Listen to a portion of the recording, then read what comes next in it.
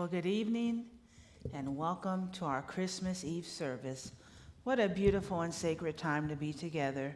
Phyllis, thank you for that beautiful music that set the theme for this night as we take a breath, take a pause, and step into the reason for the season, the birth of the Christ light, and this opportunity and honor and privilege to be that light moving forward. So thank you all who are joining here. So good to see familiar faces and new faces. And to those of you that are joining us online live and that will watch later, thank you for plugging into the energy of this sacred space and bringing who you are to join us right now. And so thank you very much, everyone. I invite you to stand if you are comfortable and able and sing "It Came Upon a Midnight Clear."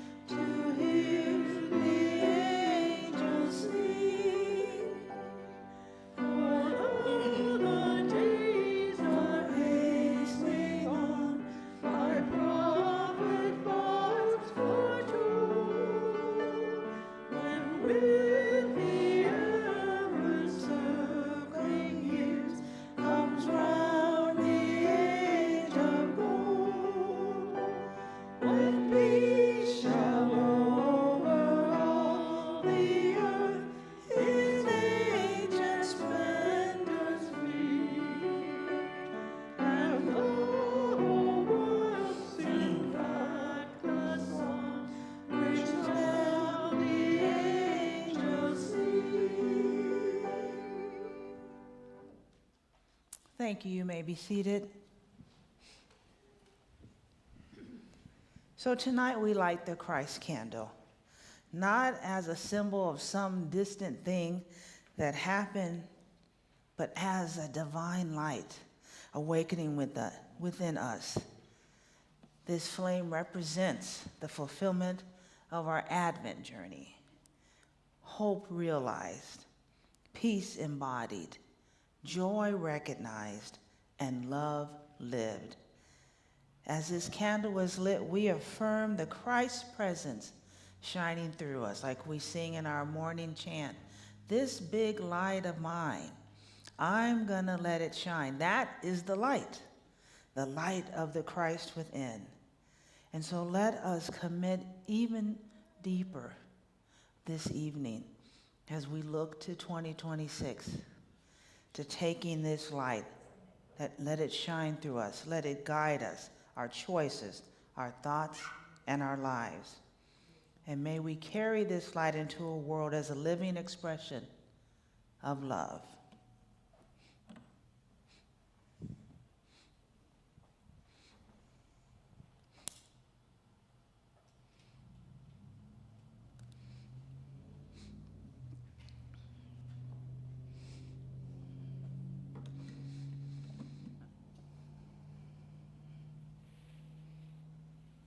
Our inspirational reading this evening comes from the Daily Word.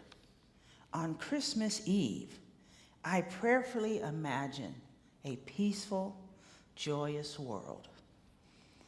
The bright hope Christ has brought to so many continues through the ages. Nativity scenes show shepherds, kings, and loving parents gathered to pay homage to the hope heralded by the arrival of the baby. This Christmas Eve, I pray all humankind knows the peace and joy surely felt on that night long ago. I use my longing for a better, more loving world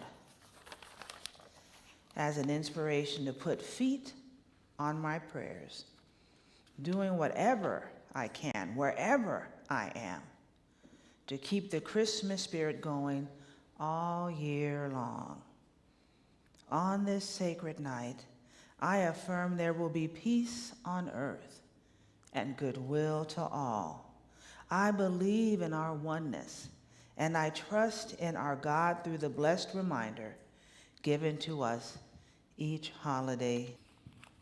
And now, seated, will you please join us in singing How Great Our Joy?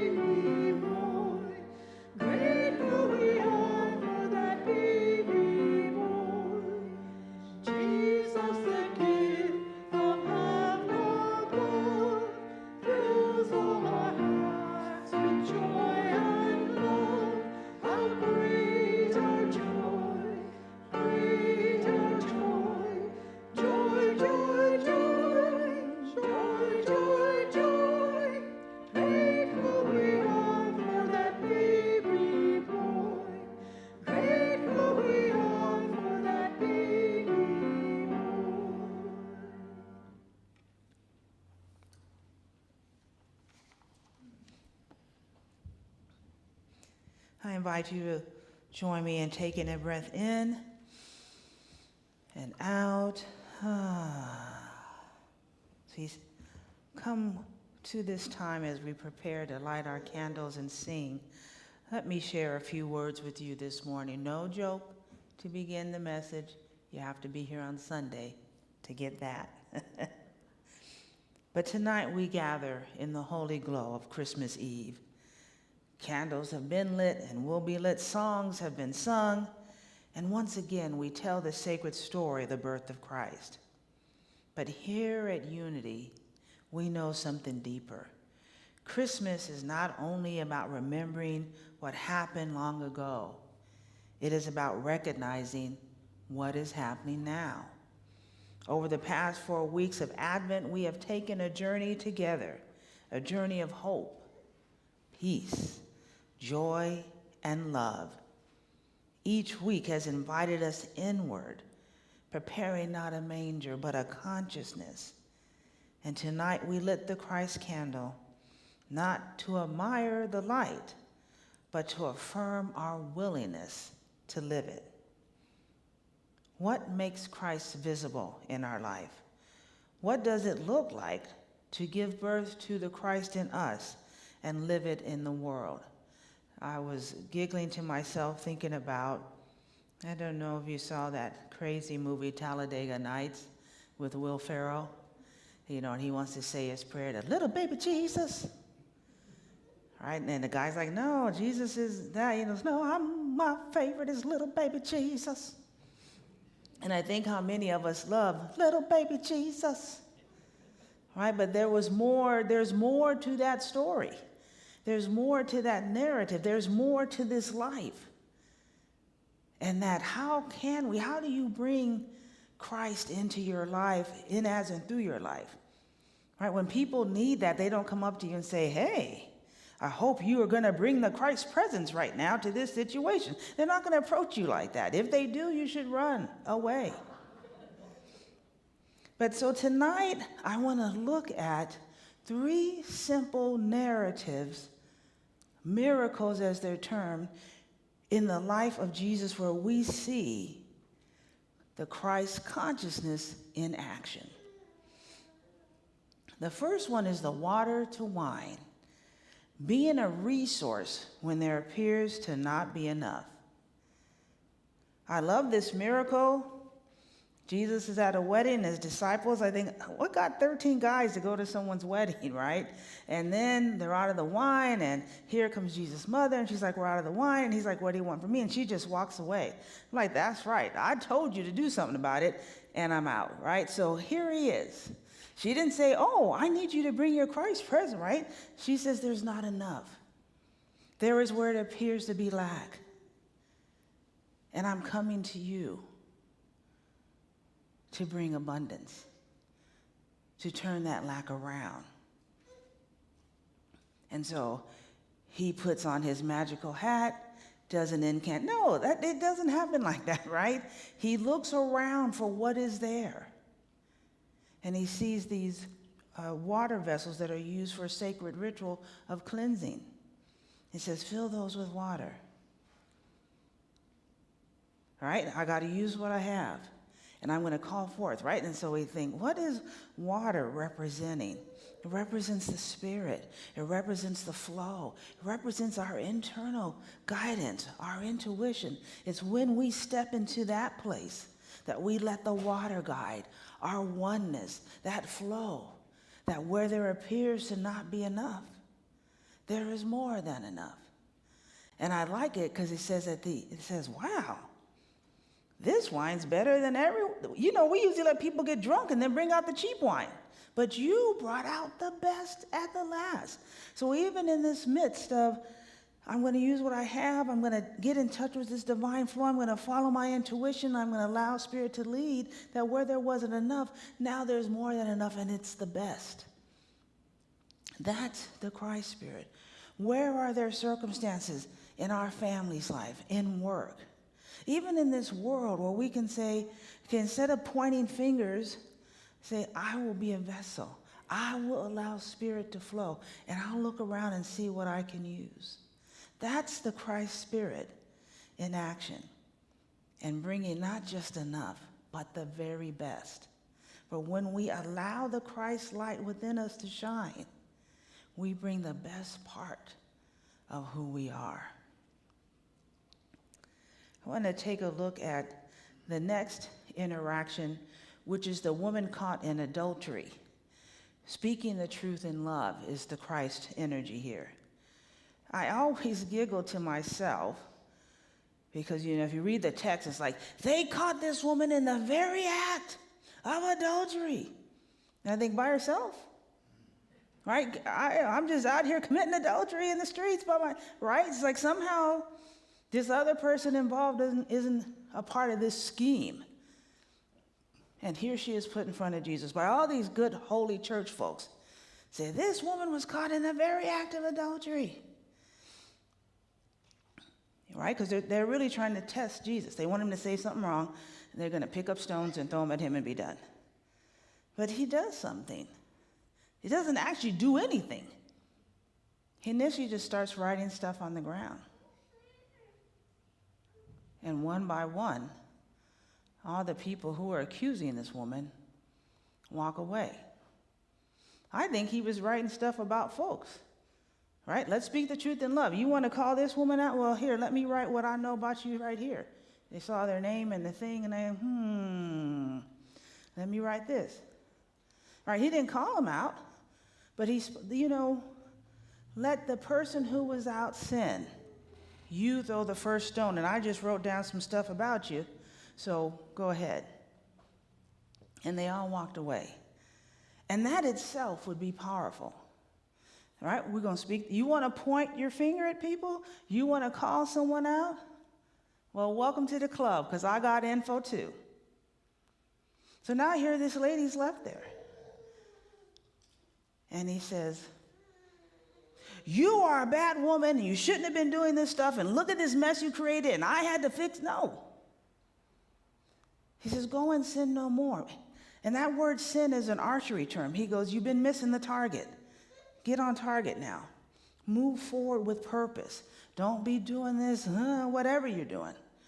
Move forward in power. I see you. I understand that if you cheating, you an unwed mother, you a drug addict, you drink too much, all these things, there's a reason behind that. So I'm not going to judge you. I'm going to love you. I'm going to see you. And I'm going to say, there's a better choice for you. Make that choice. Get around people who can make that choice and support you.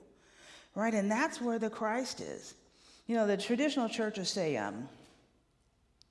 hate the sin, but love the sinner. And so I don't like that concept. But again, if people are struggling, they don't need to be told what they're doing is wrong. Okay, they already know that. What they need is someone to come alongside them and say, I may not even get why you act in this way, but I see you. And I'm here for you. And I want to speak the truth to you in love. Stop doing the dumb stuff that you're doing, right? But move forward. I'm here. You have the power. What these people said about you didn't matter. I am proclaiming you have the power to go forward and make better choices. That's the Christ light. Standing with people, acknowledging you, but let's move forward. I'm here. I'll recognize you. The last one is the raising of Lazarus, calling life forth from what feels dead. This whole scenario, Jesus was on the trip, and he gets to his friend's house, Mary and Martha and Lazarus, and everyone's all crying, and, he's like, what's going on here? And, like, don't you know? Well, no, that's why I said what's going on here, right? And they're like, well, Lazarus died. If you had been here. But see, he was there. The Christ present was in each one of them. But they didn't recognize it. So they said, if you had been here, he wouldn't have died. And everyone's crying and feeling bad. Even Jesus, John 11:35, the shortest verse in the Bible. Jesus wept. That even he was feeling sad. So I think that's a good lesson for all of us, that even in our Christness, even in us knowing, there can be times when you're like, I'm mad about this, or I'm sad about this, or I don't really know what to do, or this doesn't make sense to me.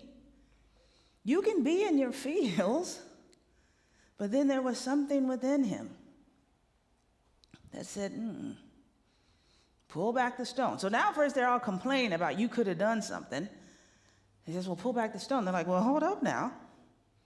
He going to be stinky in there, right? He been dead a while, so, 3 or 4 days, right? So here now I'm trying to bring life and you getting in the way of it. First you said there was no life, and if I was here, there would have been life. So now I'm going to bring life. So oftentimes, too many of us want to blame and hang on to what's not working when the Christ within us says, I got a way. Right? It might be that person that can help you, that situation. It might be a song that reminds you. But oftentimes to bring that Christ light forward, we have to deal with the mess. We have to deal with the stench. He says, go ahead. Roll the stone away. And then he calls Lazarus forth. And I'm like, how did that whole thing even go? Like, this Lazarus, you're dead, and you hear someone call your name, and then you're like, wait a minute. I'm at the party. I'm back to the light. I'm one with oneness. I'm not trying to come back and be with y'all folks. But he comes forth. Out of, he's all wrapped up like a mummy, so that might have been quite the scene, the beginning of a horror movie, right? Jesus, zombie killer. But that's a whole different movie. But again, can we operating in our Christ light, bring life where there surely is death. And yes, it stinks and it's a mess. But that's when we're needed the most. Right? If firemen only went to little itty bitty fires, but when there's a blaze, oh no, that's we don't do that. That's too much. That's too dangerous. You're like, okay, step off. It's when it seems like it's the worst, when it seems the darkest, the coldest, it can't possibly get better. That's when the Christ within us can say, yeah, I'm going to cry with you. And it does look awful. And this really does seem to be a mess. But I know inside you and inside me, there is a oneness. There is a power. Whether it's zeal or willingness or love, one of those 12 powers is going to bring us together. It's going to empower us, and we are going to move together. There is life here. And sometimes we bring the life with us. And so as we come to this Christmas Eve ready to look towards Christmas Day, how can we be the presence of Christ when there's not enough, when there appears to not be enough, when folks want to shame and blame and judge? How can we stand and be love? And even when it appears it's too late, we can stand and say, no, there's life here. Are we willing to be the resource, speak the truth in love, and bring life where there is darkness? Christmas is not about perfection. It's about a presence. It's about that Christ presence being born. Each time that love is chosen, when compassion replaces judgment and hope is spoken into darkness, that is the birth of Christ.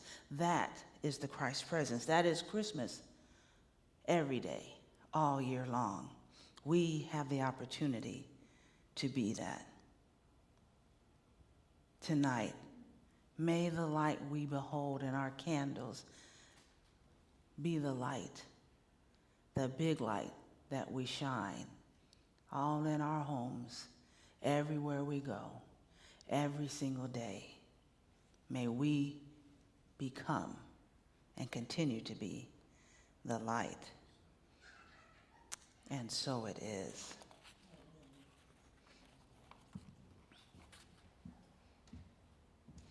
Well, we are going to receive our candles.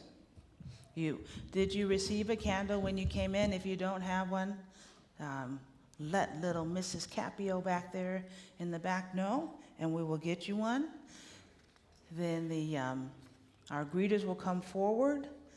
I will light their lights, and then you'll start. There you go. So Luke will start with Chuck.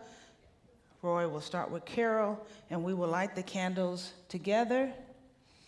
Now, Phyllis, are we singing Silent Night as we light the candles? As soon as we get the lights down. Okay, who's got control of the lights? Jana! All right, so you're going to start them there? From the Christ light, from the Christ candle.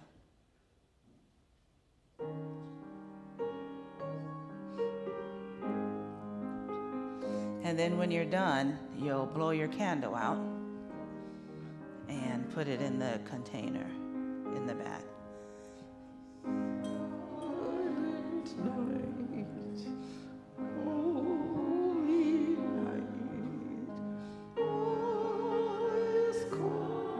Thank you. Oh, that didn't work. Round yon virgin mother and child, holy infant, so thank you, and my mild, sleep in heavenly peace, sleep in heavenly peace.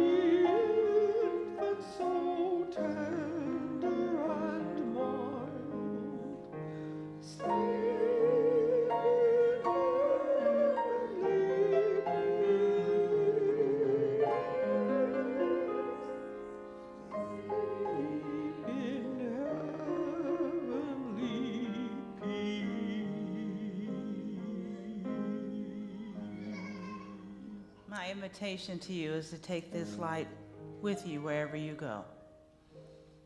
The world can seem dark, but we have the light. And so as we step out, ending 2025 and ready to step into 2026, let it be our personal pledge to shine our big light and to take it everywhere that we go. As you walk out, I'm going to invite you to blow your candles out and ask you to put your hand in front so the flame isn't flying forward, and to wish you all a Christ-filled Christmas and a Merry Christmas. Thank you. You are dismissed.